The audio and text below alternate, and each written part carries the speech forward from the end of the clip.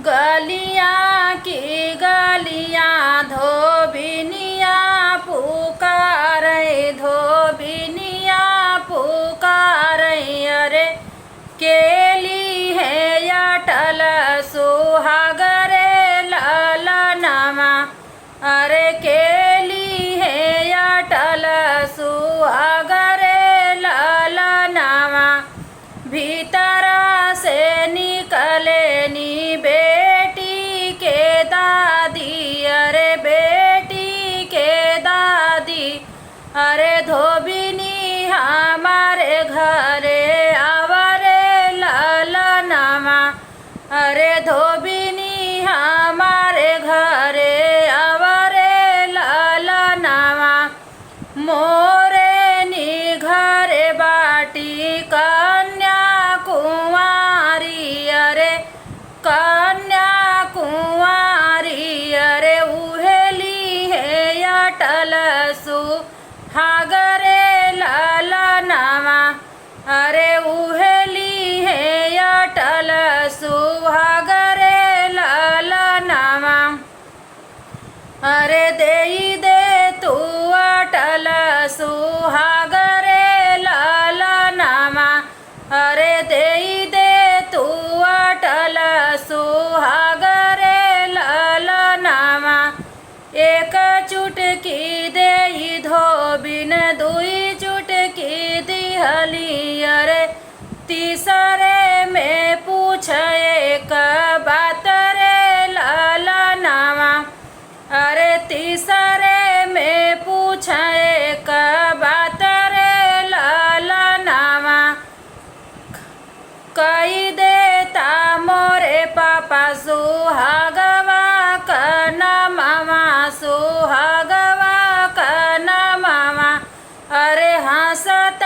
खेलत घरे जाती रे ललनमा अरे हंसत खेलत घरे जाती रे ललनमा हंसी हंसी बोलाई बे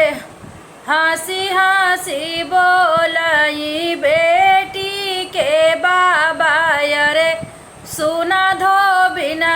रज हमार रे ललनमा अरे सुना धोबिन रज हमार रे ललनमा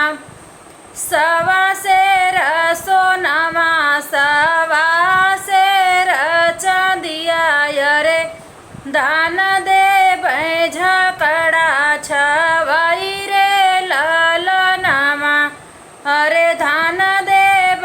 झकड़ा छवाई रे ललनमा अरे तोहरे न धोबिया के घोड़ा हम दे भैयरे घोड़ा हम दे भैयरे चढ़ी चढ़ी जइए सासू रारी रे ललनमा अरे चढ़ी चढ़ी जइए सासुरारी रे ललनमा एतनी वचन जब सुनी है धोबिनिया अरे सुनी है धोबिनिया अरे बेटी के दिहली सुहागरे ललनमा अरे बेटी के दिहली सुहागरे ललनमा जुग जुग बढ़ बेटी तोहरा सुहागवा अरे जन्म जन्म यही बात रे ललनमा अरे जन्म जन्म यही बात रे ललनमा गंगा या जमुना के पानी जैसे बढ़ई अरे वैसे बढ़ पिया के उमर रे ललनमा गंगा या जमुना के पानी जैसे बढ़ई अरे वैसे बढ़ पिया के उमर रे ललनमा गलियां की गलियां धोबिनिया पुकार